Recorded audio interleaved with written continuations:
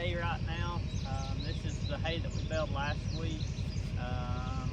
I don't know, I didn't film anything in this field. I filmed everything in the first field that we baled. But today we're hauling with my pickup truck. It's a 2500 2006 Chevrolet. And we're pulling a 42-foot inline Hayliner self-unload hay trailer. And we'll haul 11 bales on this turn, so that's going to leave us an odd bale in the field. We'll carry it out with a tractor. But it hauls 10 bales at a time comfortably. If we haul 11, we'll strap the last bale. But I'll take some video of it unloading. It's amazing how fast this setup will haul hay.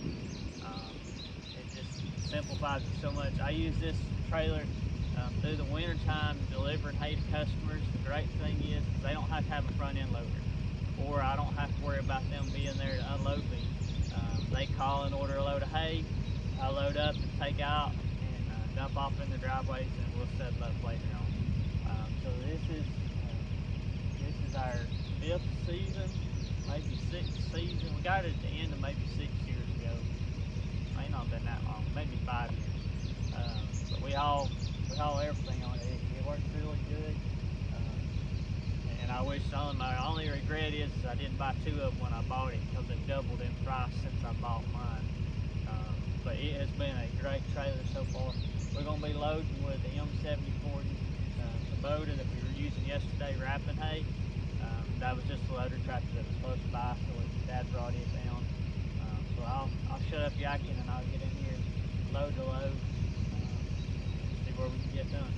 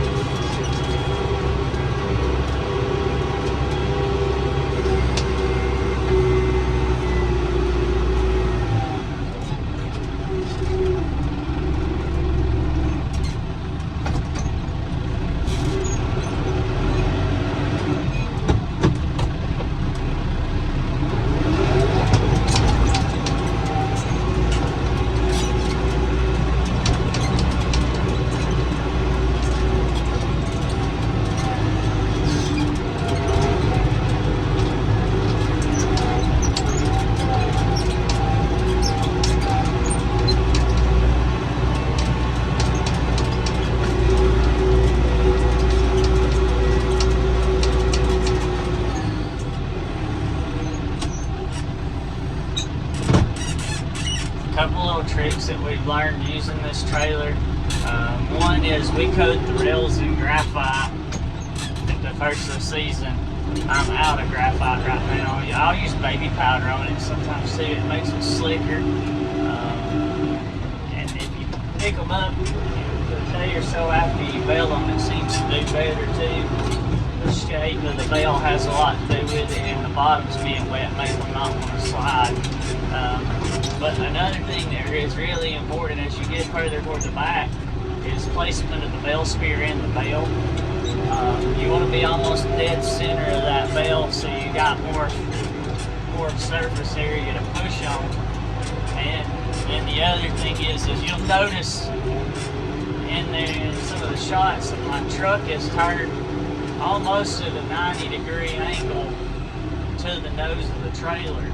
And what that does is that doesn't put as much stress on the parking brake or the parking pawl inside my transmission on my truck. Sometimes I'll even carry a small 4x4 block and throw down in front of the tires on the trailer to make it as a wheel chock. That's the only problem I see with these is that extra pressure they put on. Like I said, if the hay's dry and the bales are good and tight, it don't take a lot of pressure to shove them, because the dry hay is actually slick to the touch. These are kind of wetter bales. These are a little heavy, but these were well over probably 30% moisture when we were baling them last week. We were pushing rain.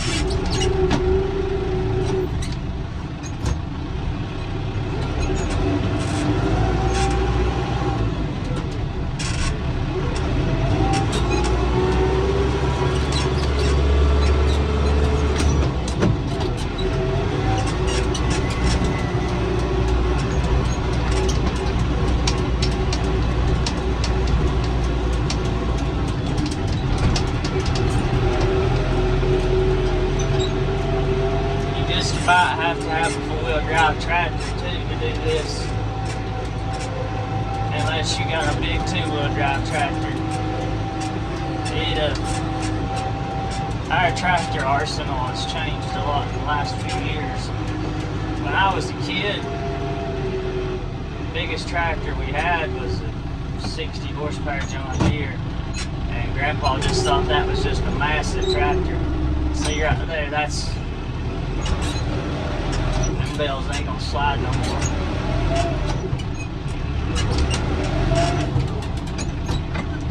That's the problem with hauling wet bales.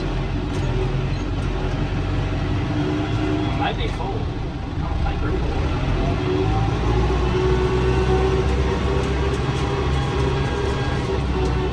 It's about. See if we can push from the side here. Don't tear too much stuff up. Maybe it's side load. Back to my story. But the size of this Kubota, we had to cut. I got an M6800 Kubota, Grandpa bought brand new, and then got a 6200 John Deere too that was his. And as a kid, that was the biggest tractor we had. And the first big tractor we ever had was the 7410 that you sent me baling with last week. And so we had that tractor. We didn't have a tractor over 60 horsepower. And so we didn't know what it was like to have big tractors. Change how I come into that belt. And so if we were trying to do this with one of our two-wheel drive tractors, you would never push this hay on these trailers unless it was really, really dry and you had a bale on the back. But these little four-wheel drive tractors work really good doing this.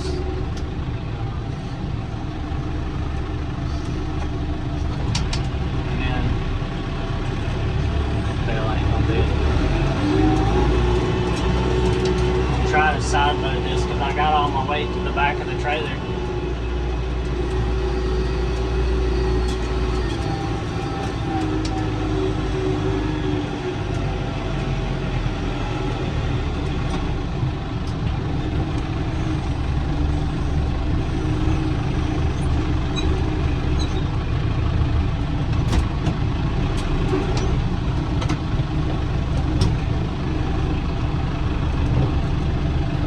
Without hitting the back of my truck.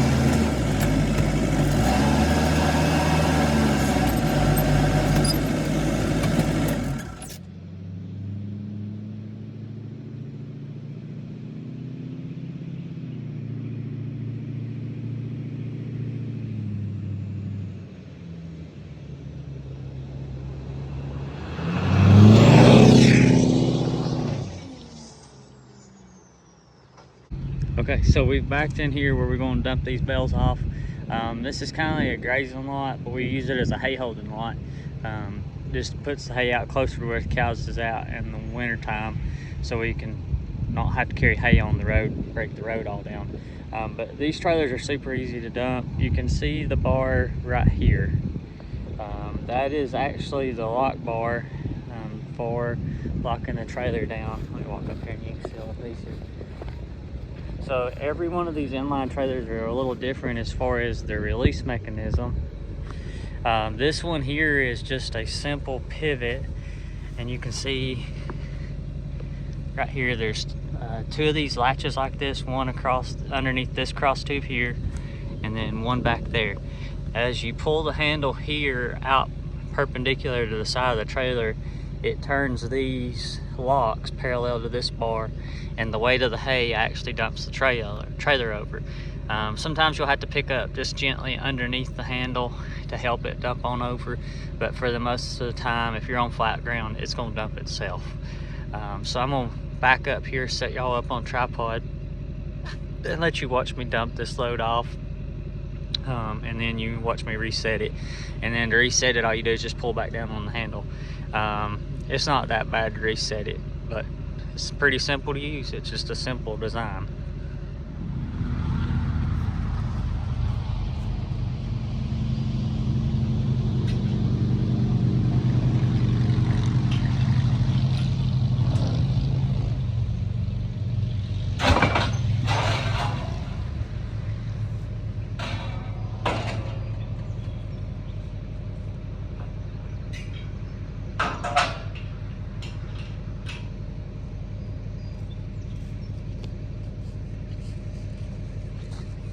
I'll bring a tractor out here in a little bit and I'll straighten these lines up, tighten these bales up. But what you do is you leave about 15 or 20 foot in between each run of hay that you're going to drop off, and then you can just back in, dump off, and go back and get another load. And it is simple. I mean, video's been running 50 seconds and 25 of that I've been talking. But these are good heavy built trailers. It's all one piece beam, front to back, 42 foot. Pipe in the center is one piece. You got the angle braces on the bottom. They're all square tubing. Like I said, I've been really pleased with it. So if you're interested in an inline trailer, I'd say look at Hayliner. There's several other manufacturers, but this was the closest either to us, so that's what I wound up with. That's going to wrap our video up for hay hauling for the day. Thanks for joining us, and we'll catch you in the next one.